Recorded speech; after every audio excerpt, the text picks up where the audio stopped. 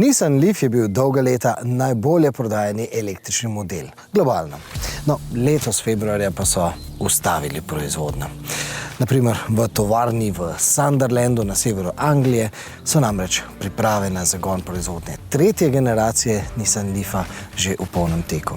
Ampak o Leafu in pa tudi več o tovarni v Sunderlandu vam povemo v prihodnjih tednih.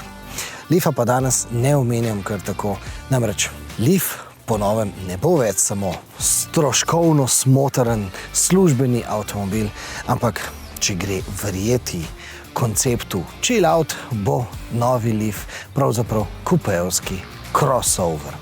In to nas danes seveda pripelje do Arie.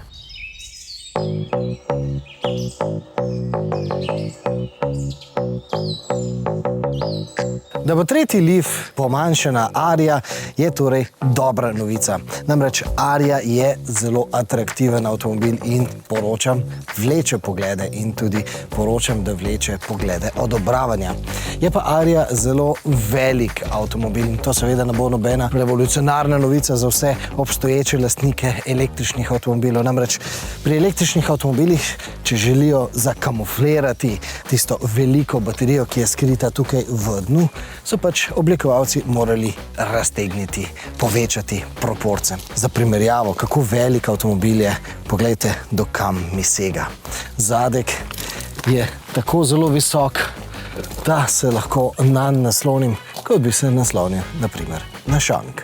Ampak se pravi, zaradi baterij je ta avtomobil tako zelo velik in mimogrede predlagam, da še enkrat skočimo v prihodnost.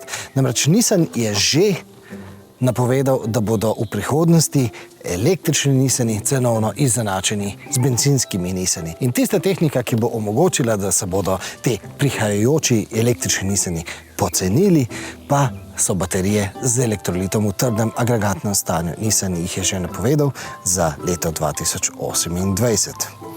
In te baterije bodo omogočile tudi prihranek pri prostornini teh baterij.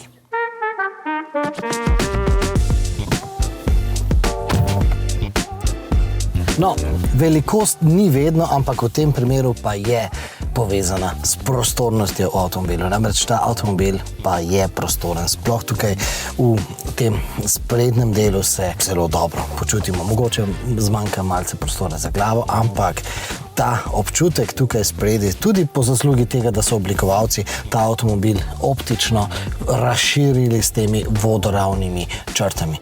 Jaz se pravzaprav sploh ne spomnim še kakšnega drugega avtomobila, kjer bi imel dva taka povezana tepiha, se pravi tepiha, ki bi pokrila celotno dno avtomobila. Namreč tukaj, kot vidite, ničesar ni. In tudi te tepihi, naj povem, so del ekskluzivne dodatne opreme. Mislim, da stanejo nekaj čez 200 evrov. Vsekakor pa lahko pripomnim, da nekako ne pašejo k temu SUV-ovskemu, crossoverskemu duhu tega avtomobila. Seveda te tepihe pač preprosto tudi umažemo s kakšnim blatom. No, da so lahko ugradili takšen raztegnen tepih, pa je seveda razlog v tem, da tukaj spodaj nimamo tiste klasične sredinske konzole. Zato, ker te komande so na tem premični konzoli. Poglejte, pritisnem na gumb in si vse skupaj pripeljem naprej. In seveda tukaj gor imamo ročico menjalnika.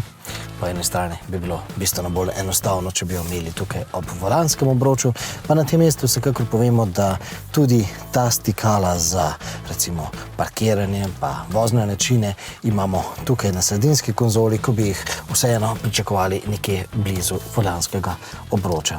In jasno, seveda to, da imamo sredinsko konzolo na vodilih, ki jih lahko z elektriko premikamo, je seveda na nek način komplicirane, oziroma recimo temu rajši igračkanje. Pa vam pokažem še eno igračkanje, s katero smo se zelo veliko igrali med testom.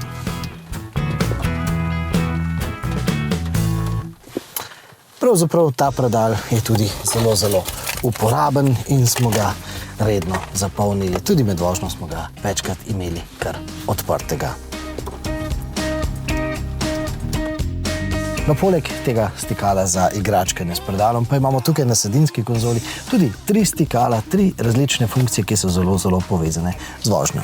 Naj vam najprej demonstriram, da ta avtomobil samodejno zelo učinkovito oziroma zelo enostavno samodejno parkira. Ponavadi rečemo, da ti sistemi v bistvu porabijo več časa, kot pa bi to porabili sami, ampak v primeru Arie pa lahko ta sistem samodejnega parkiranja res pohvalimo. Preprosto pritisnemo na izbrano mesto in avtomobil samodejno parkira, vzorno parkira. No, druga funkcija, do katere zastopamo tukaj na sredinski konzoli, pa je sistem za izbiro voznega načina. In na tem mestu poročam, da sem se večino časa vozil v načinu standard, ne pa šport. Tudi takrat, kadar sem vozil dinamično. Namreč tudi v sistemu sport avtomobil proizvaja zelo neprijetno električno cviljenje. Nisem, popravite to. No in tu je seveda tista Nissanova stopalka, e-stopalka, e-pedal. Seveda govorimo o tem, da desna stopalka nam omogoča, da vozimo praktično z eno nogo. Sploh je to koristno v mestu, ko dejansko od enega semaforja oziroma ko že pred sabo vidimo, da bo semafor postal rdeč, preprosto samo spustimo desno stopalko in avtomobil bo začel zavirati samodejno. Zaviral bo celo tako močno, da bomo tukaj tudi na zaslonu videli zavorne luči.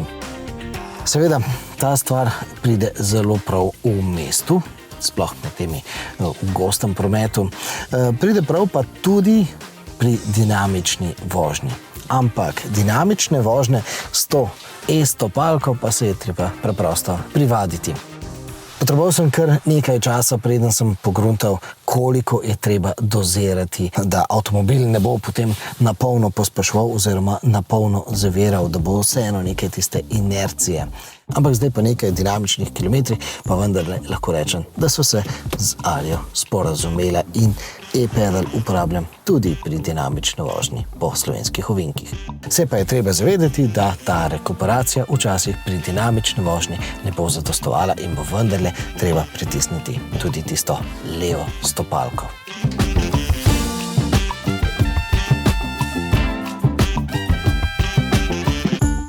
Kot vidite, je prostorno značilna tudi za to zadnjo trosedežno klop.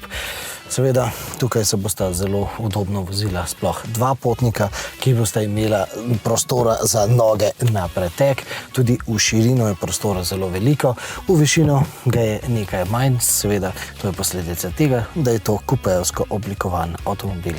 In jasno, tudi tukaj zadaj imamo ta lep, ekskluziven tepih, zaradi katerega pa velja, da bi pravzaprav v Nissan Ario morali vstopati v copatih. Prtljažnik pa je tisti, ki najbolj pokaže posledice kupejevske zgradbe avtomobila in pa seveda zavetnih baterij.